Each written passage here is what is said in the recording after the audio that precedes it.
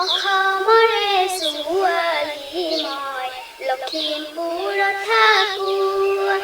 নামটি হ'ল মোৰ আৰ্পিনা বেগম, আহিছোঁ ফুকন দলনি, আহিছোঁ মামাৰ ঘৰত। আজি তাজমুৰ আলম নামৰ চেনেল খুলিছোঁ, সকলোৱে ছাপোৰ্ট কৰিব জনাইছোঁ অনুৰোধ, জনাইছোঁ অনুৰোধ। শুনা শুনা দৰ্শক বন্ধু, শুনা মোৰ কথা, ইউটিউব চেনেলত ছাবস্ক্ৰাইব